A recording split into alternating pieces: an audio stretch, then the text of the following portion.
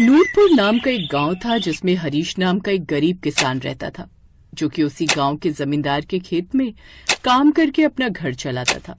उसके परिवार में उसकी पत्नी सुधा और 2 छोटे बच्चे रिंकी और मोनू थे। खेती के काम से मिलने वाली मजदूरी में वो जैसे तैसे अपना गुजारा करता था। लेकिन पहले उनके घर के हालात ऐसे नहीं थे कि उनका खुद का भी एक खेत था जिससे उसे अच्छे पैसे मिल रहे थे और उसकी ठीक कमाई हो रही थी। लेकिन एक रोज उसके पिताजी काफी बीमार हो गए और उनके इलाज के लिए उसे वो खेत बेचना पड़ा। और फिर तब से वो जमींदार के खेत में मेहनत मजदूरी करके अपने परिवार का पेट पालने लगा। बाबा, आज आने में बड़ी देर लगा दी। हाँ बिटिया, आज खेतों में काम ज्यादा था, इसीलिए देरी हो गई। ये लीजिए, पानी पीजिए, इसके बाद आप हाथ पैर धो लीजिए, मैं खाना लगा देती हूँ।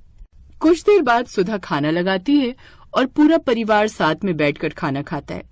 ऐसे दिन बीत रहे थे जैसे तैसे वो उस गरीबी में गुजारा कर रहे थे। फिर एक दिन खेत में काम करते हुए हरीश का कुदाल खेत में किसी धातु की वस्तु से टकराया। किशन को इस बात का बड़ा आश्चर्य हुआ। है, ये क्या चीज टकराई?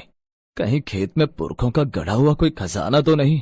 ये सोचकर हरीश ने उस वस्तु के आजू बाजू की मिट्टी हटाकर उस वस्तु को गड्ढे से बाहर निकाला। वो एक खाली पतीला था। हाय रे मेरी फूटी किस्मत, सोचा था कोई खजाना हाथ लगाए, लेकिन ये तो केवल एक खाली पतीला है। हाँ, सूरज सर पर चढ़ गया है, अब धूप का प्रकोप तेज होने वाला है, इसीलिए जल्दी से खाना खाकर उस पेड़ की छांव में थोड़ा आराम करेंगे। ये कहकर निराश हुए हरीश ने अपना कुदाल उस पतीले में फेंक दिया। उसके बाद हरीश ने एक बड़े पेड़ के नीचे बैठकर दोपहर का खाना खाया और थोड़ा आराम किया। फिर कुछ देर बाद अपना कुदाल लेने के लिए हरीश वापस उस खेत की ओर गया तो उसने कुछ अजीब सा देखा। ये कैसे हो सकता है? मैंने तो उस पतीले में एक ही कुदाल डाली थी, लेकिन ये इतनी सारी कुदालें इसमें कैसे आ गई? उसे अब पतीले में बहुत सारे कुदाल दिख रहे थे।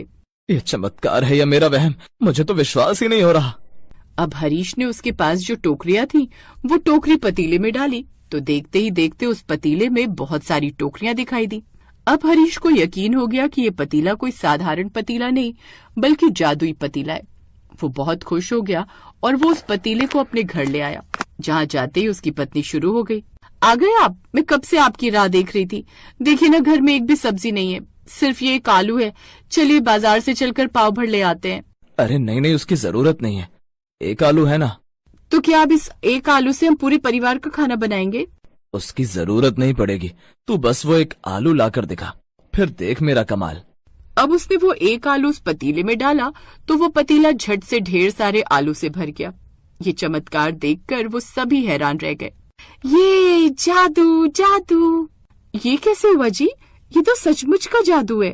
फिर हरीश उसे सारी बात बताता है, जिसे सुनकर सब बड़े खुश होते हैं। दरअसल उस पतीले में जो भी चीज डालता उसमें उस जैसी बहुत सी चीजें बन जाती थी। अब उसने इसी को कमाई का जरिया भी बना लिया। वो एक टमाटर डालता तो वो पूरा पतीला टमाटर से भर जाता, जिसे वो बाजार में बेच आता। ऐसे बहुत सी चीजों को बाजार में जाकर बेच आता और बहुत सारे पैसे कमाता था। ऐसा करते करते हरीश कुछ ही दिनों में बहुत अमीर हो गया। फिर हरीश ने कुछ गहने भी खरीद लिए और उसने जब वो गहने पतीले में डाले तो उसे बहुत सारे गहने मिल गए। हरीश ने वो ज्यादा मिले हुए गहने बाजार में जाकर बेच दिए। अब हरीश और भी अमीर हो गया। हरीश का पड़ोसी था मदन। हरीश के अचानक अमीर होने से मदन उससे जलने लगा था। इतने कम दिनों में हरीश इतना अमीर कैसे हो गया? इसके पीछे जरूर कोई राज है, मुझे वो ढूंढना पड़ेगा। फिर मदन ने हरीश पर नजर रखनी शुरू कर दी। कुछ ही दिनों में मदन को उस जादुई पतीले के बारे में पता चल गया। मदन तुरंत ही जमींदार के पास गया और उसने जमींदार को जादुई पतीले की पूरी कहानी सुनाई। हाँ, ये बात बिल्कुल सही है, आप मुझ पर यकीन कीजिए, मैंने अपनी आंखों से देखा है। फिर जमींदार तुरंत ही हरीश के घर आए और पूछा, क्यों रे हरीश, मदन बता रहा कि तेरे पास एक जादुई पतीला है, कहाँ से चुराया? अरे नहीं सरकार, ये चुरा कर नहीं लाया, मुझे ये खेत में काम करते हुए मिला। अच्छा, अगर ये तुझे खेत में मिला है तो ये पतीला मुझे मिलना चाहिए, क्योंकि वो जमीन मेरी है। ला दे वो पतीला, मैं उस जादुई पतीले को अपने पास रखूंगा। ये सुनकर हरीश उनके सामने बहुत गिड़गिड़ाया, लेकिन जमींदार उसकी एक भी बात सुनने को राजी नहीं थे। जमींदार ने वो जादुई पतीला लिया और अपने घर चले गए। फिर जमींदार ने भी उस जादुई पतीले से बहुत सारे गहने और बहुत कीमती चीजें पाई। और उन्हें बाजार में बेचकर बहुत सारे पैसे भी कमाए। अब मैं कभी गरीब नहीं रहूंगा, अब मैं बहुत अमीर हो जाऊंगा। लेकिन कहते हैं ना, जैसी करनी वैसी भरनी। अब ये सब बातें राजा तक भी पहुंची तो राजा ने तुरंत ही अपने सैनिक जमींदार के घर भेजे और वो सैनिक वो जादुई पतीला जमींदार से जबरदस्ती लेकर राजमहल पहुंचे। ये पतीला सच में जादू का है या नहीं, इसे परखना होगा। ये कहकर राजा ने अपना ताज उस पतीले में डाल दिया। फिर तुरंत ही एक ताज के बहुत से ताज बनते गए। इतने सारे ताज देखकर राजा खुश हो गया। तो राजा ने भी उस जादुई पतीले की मदद से बहुत सारे गहने और पैसे कमाकर अपना खजाना भर लिया। ये जादुई पतीला है, इसमें कोई संदेह नहीं। लेकिन पतीले के अंदर क्या होता है जिससे चीजें दोगुने से भी अधिक मात्रा में प्राप्त होती हैं, ये देखना होगा। मैं खुद उस पतीले के अंदर जाकर देख। नहीं नहीं, ऐसा मत कीजिए। घबराओ नहीं महारानी, हमें कुछ नहीं होगा। अब राजा उस पतीले में उतर गया, लेकिन वो एक बात भूल गया कि उस पतीले में जो भी रखा जाता वो दुगने से भी अधिक मात्रा में पाया जाता। जैसे ही राजा पतीले के अंदर गया, तभी उसी वक्त जादुई पतीले से बहुत सारे एक के बाद एक जैसे राजा बाहर निकल आए। हे भगवान, इतने सारे राजा, इनमें से मेरे महाराज कौन से हैं? रानी सोच में पड़ गई और इधर बाहर आते ही सब राजाओं में सिंहासन के लिए झगड़ा शुरू हो गया। मैं इस राज्य का असली राजा हूँ। नहीं मैं हूँ, नहीं मैं हूँ मैं। तभी असली राजा बोला, मैं इस राज्य का असली राजा हूँ और तुम सब जादू की वजह से बने राजा हो, इसीलिए सिंहासन पर तुम्हारा किसी का भी हक नहीं है।